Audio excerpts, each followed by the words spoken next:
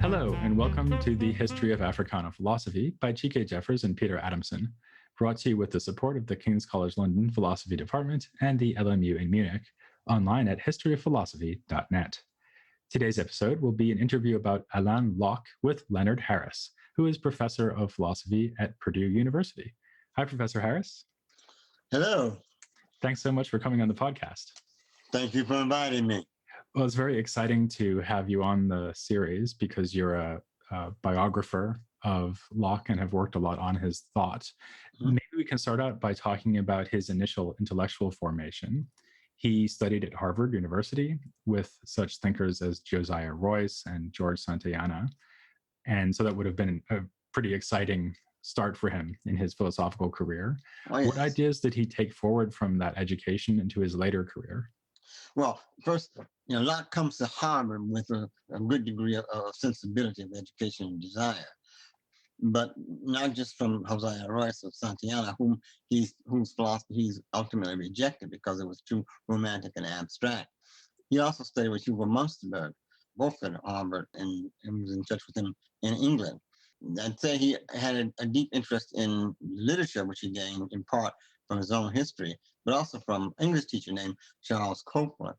He was focusing on issues of pragmatism and truth, but more importantly, his final focus was on the value theories, on what counts as valuation and how it is that we create different value judgments. So I'd say from Harvard, he gained a greater sense of himself and a greater sense of focus on issues of valuation, which he took with him when he went to Oxford in 1907, where at Oxford, again, Hugo Munsterberg still figured as important with him, but he began to work on what's called Austrian value theory with the works of Christian von Ehrenfeld. He went to Berlin in 1911, studied under George Simmel, the founder of sociology. So the notion of value theory remained throughout his career from that education, early education at Harvard.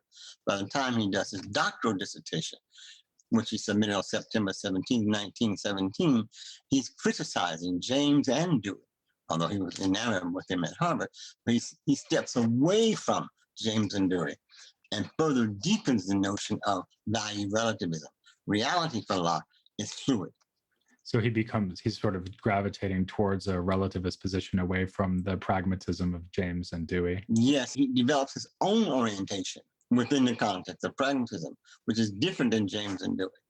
And it begins already from them with their influence, definitely being influenced by them, by their philosophies. He didn't take courses with them because they weren't teaching there. He did attend a lecture by Dewey when he was at Harvard. And he attended another lecture by James, at least one of them, when he was at Oxford. But he steps away from the philosophical foundations to create a new one, a new orientation within that tradition. So we're going to get on to talking about aspects of his value theory and especially his aesthetics. But before we do that, I just wanted to touch on the thing that he's probably most famous for, at least in the general public, is that he is somehow given credit for being a driving force behind the Harlem Renaissance.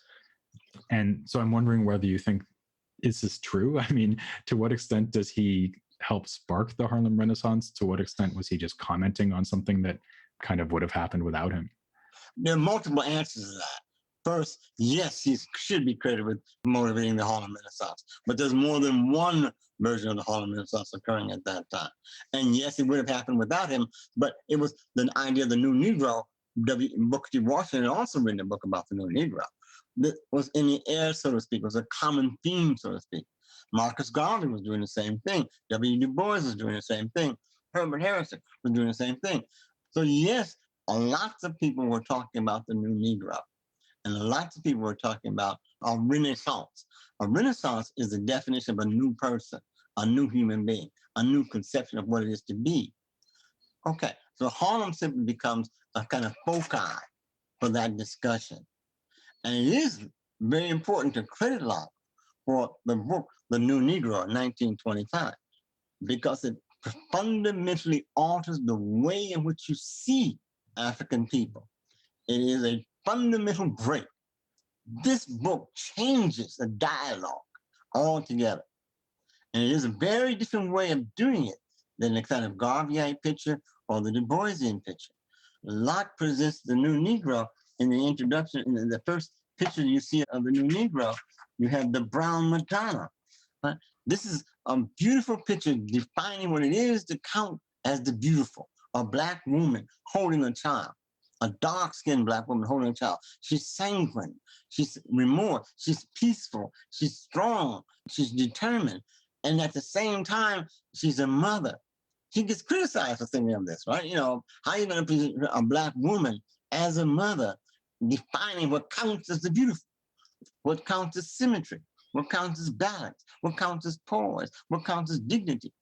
That's the first thing you see. And before that, you get pictures of African motifs. So this book changes the dialogue. You get 27 pictures by Reinhold Ries, a German. So that focuses our attention on especially visual artworks, but Yes. he also writes about artworks in, I guess, basically every genre, like poetry, painting, and photographs, as you just said, but also dance, theater, even was involved in putting on theatrical productions. Does he have certain aesthetic principles that he thought should kind of be observed or pursued in all media? Well, the new Negro first changes the dialogue because it transforms the sacred to the secular. It has poetry, it has comedy, it has spirituals, it has serious articles as well. It insists on folk culture as the source of universal culture. So that changes the picture. It's an aesthetic pluralism as opposed to an aesthetic realism. That is, it's an aesthetic which says what's important is the diversity of kind. We're going to see humanity within the African American community as complex, not as simple. We're going to promote self-reliance and self-confidence, not the romanticism of the minstrel tradition, not the self-effacement, not the romanticism, not the sentimentality of that tradition. Instead, we're going to promote boldness, aggressiveness, assertiveness, self-reliance, self-dependency, a whole range. His aesthetic principles are formalistic, all right. He wants poise, dignity, form, structure, balance, complexity. But at the same time, Locke is very different than others because he doesn't see reality as complete. He sees it as constantly changing and in formation. Do you think that there's even a tension there between his kind of classicizing aesthetic, where he's always talking about elegance, form, poise, balance, symmetry on the one hand, and then this love of pluralism and variety and change on the other hand? Yeah, I think there's not a tension, but a complexity that you have to appreciate. Right? Part of what it is he's saying in terms of the principles of his aesthetics is that you have to see people in their complexity and not in their simplicity. Now, another way of thinking about this is how he saw the book Home to Harlem, right, by Clark McKay. On the one hand, Du Bois criticizes it, and so does Marcus Garvey and others, as being tawdry.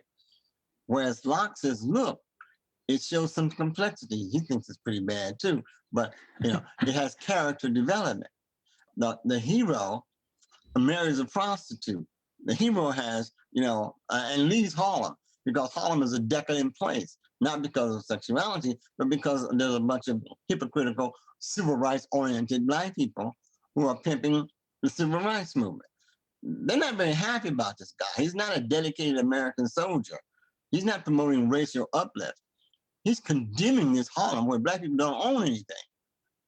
They don't own anything in Harlem. They're just there pretending as if they've ascended above the folk. So Locke is saying, look, Locke's aesthetic will allow you to see that complexity and allow you. But a Du Boisian, a different aesthetic will not. Locke will allow you incongruity, chaos, instability. It will allow you to see beauty in symmetry and also beauty in the constant transition of your condition. That's why you have in a new Negro. On the one hand, you've got some poetry which is promoting spirituality. And on the other hand, some poetry who, might be a little risque. You have a spiritual, which is promoting, God worship. And on the other hand, some comedy. And so this actually separates him, would you say, a lot from Du Bois? Because, I mean, Du Bois obviously is another author of the period who talks about aesthetics, and they disagree about, maybe so far it just sounds like they have different tastes or something, No, but it's they not different actually, taste. they have a Locke deeper has a disagreement. fundamentally different philosophy, which motivates this form of the new Negro and motivates this form of the Harlem Renaissance. There are other forms now. There are other forms. But his is motivated by his own philosophy. Definitely, Du Bois is an aesthetic realist. Locke is not. Du Bois wants art to show truth and promote moral uplift. Locke wants art to promote reality and simultaneously complexity, but moral uplift by virtue of a variety of morals.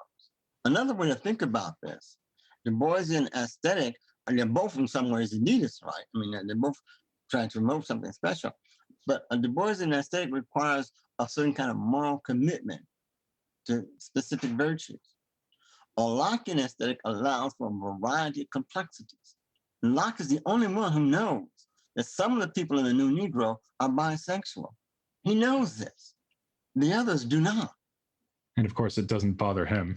No, you see my point. So, in a way, Du Bois would say that there's like this absolute set of values that should be reflected in artwork, and artwork is good just insofar as it promotes and reflects those values.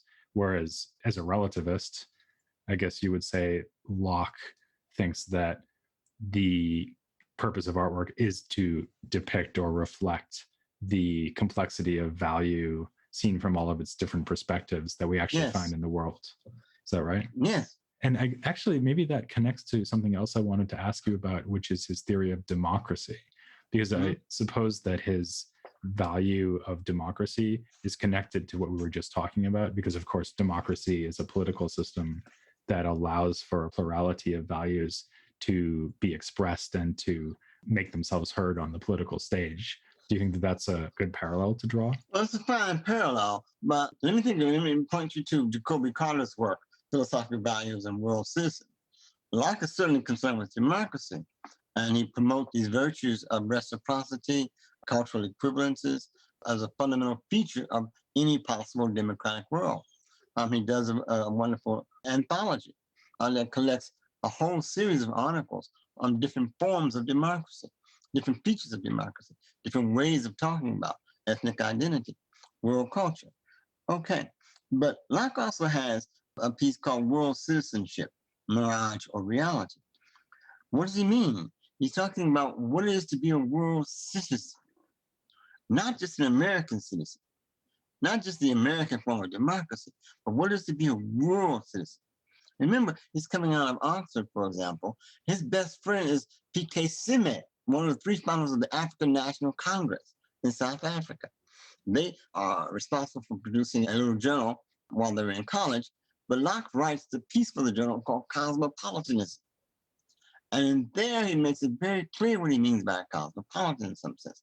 A cosmopolitan is not dedicated to the gods of the city, like the sophists, but a cosmopolitan can be dedicated to each city-state, across those lines. So his picture of democracy now is very, very different than the localized American notion. Let's just have citizens participate in the existing social structures. He's thinking of it in terms of world citizenship, where you no longer are committed to romanticizing the delusion of American Puritanism and American exceptionalism. Does that mean that he would have actually welcomed something like a world government, like a democratic government, world system, like the United Nations, but a democracy? Right. He was one of the founders, what was prior to the United Nations. Yes, he was very much a part of that project. I was a member of a number of associations, the American Negro Academy, Association of Negro Folk Education, International Institute of African Languages and Culture, the League of American Writers, Society of Historical Research, correspondence member of the Académie des Sciences Coloniales, honorary fellow of the Société de Estudios de Afro-Caribbeanos. So he's a member of a variety of cultural formations. He spends a year in Haiti, writes these series of articles edited by Jacoby Carter again on democracy. The Haitian democracy is not seen as some sort of massive failure, but as paradigmatic of what it is to be a democracy. They're suffering, all right, But he writes these series of articles, which Jacoby Carter have now published, in African American culture, of what it is to be transcendent of this local simplistic notion of the American democracy and the Constitution, where it's the predominantly imperative kind. It's an interesting contrast, I think, to the Pan-Africanism of figures like Garvey and even Du Bois. They were saying, well, let's seek union between diasporic Africans, people of African heritage living outside of Africa, and Africa itself. Whereas Locke seems to be shooting for something even bigger or broader, which is this truly universal pan-humanism, maybe, instead of Pan-Africanism. Yes. It's not contradictory. He's a part of that movement, the Pan-African movement, but also much broader. And he's thinking in terms of world citizenship and what it is to be a cosmopolitan. So his features of democracy is much more fluid and open than theirs. Maybe there's also a connection to, going back to his aesthetics, to something that he says about things like folk music, because he values folk music and he wants to celebrate the way that the particularity of folk music tradition can express the values of that community, but he also wants artwork to somehow express the universal, right? Well, yeah, Locke's philosophy and Locke's aesthetic says, there is no certain, you remember he's a relativist, right? Okay, so there is not going to be this metaphysical universal essence, which is undetermined, unaltered, and unchanging. There's not going to be such foundation. One of his primary concerns is how can he ground moral values given the reality of ethical transitions? How is it going to be possible? So what part of his solution, in part, is to see what many other authors did not see, what happened with the new Negro.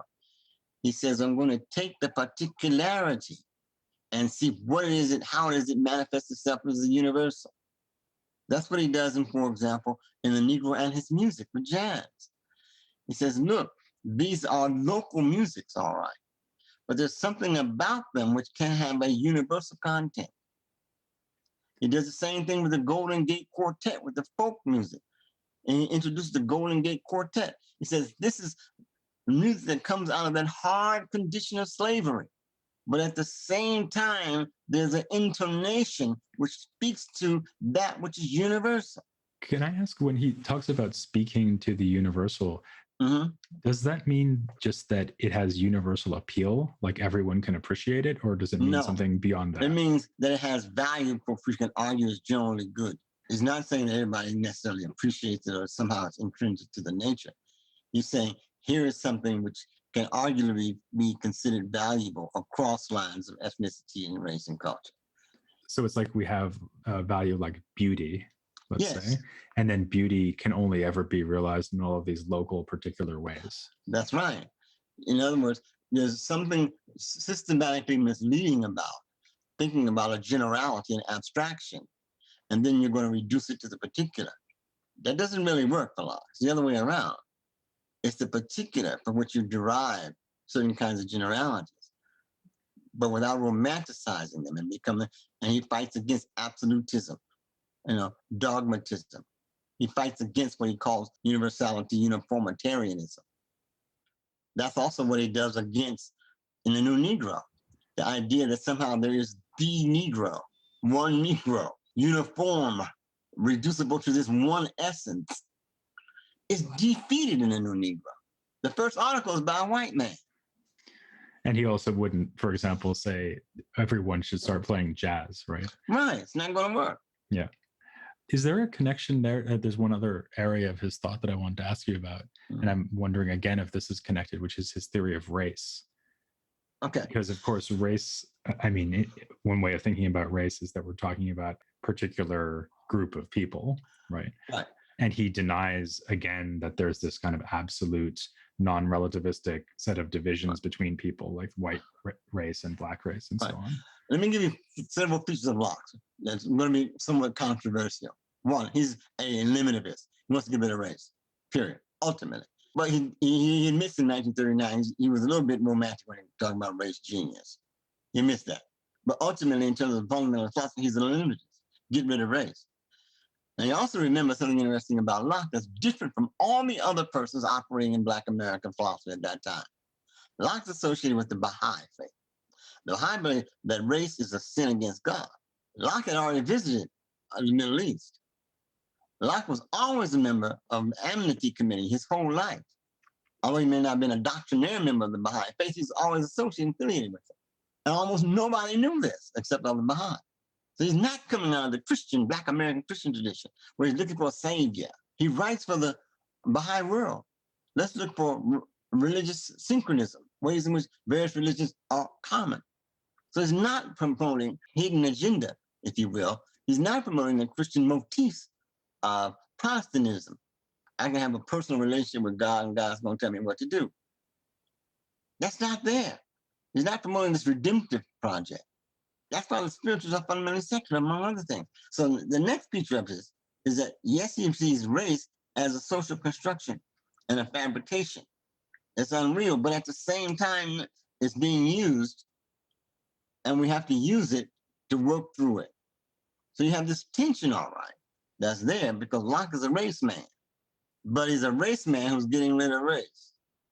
I was just going to ask that because it seems like he would just have to reject ideas like Du Bois's black gift thesis or something like that. Because if the black race is just socially constructed, and furthermore, it's something that we want to get rid of eventually, and presumably other thinkers of the time would have rejected this quite strenuously. Quite vehemently, yes, definitely. But at the same time, he talks about racial genius, which is like contrary to his own orientation. He's throwing Negro recognition, representation. He does Negro self-expression, the Negro in art, the Negro in music. He does the Brown booklets. So at the same time, he's promoting a sort of ethnic reality, which is not identical to a racial reality. And I mean, something else that seems kind of essentializing about his writing is that he often talks about the need for Black artists to look back to, for example, aesthetic motifs from Africa. So you actually mentioned it, the new Negro, like the patterns of African textiles or whatever that they're using as graphic design. Well, remember what a Renaissance is. It is a redefinition of humanity, which also includes revising the past. Locke is always connected to Africa. One of the reasons that Barnes, one of the first person who writes and dislikes Locke, is because he has his own conception of what it counts as African art. It's different than Charles C. Barnes' definition. African art is much more formalistic, it's much more connected to spirituality than African American art. But at the same time, there are some similarities.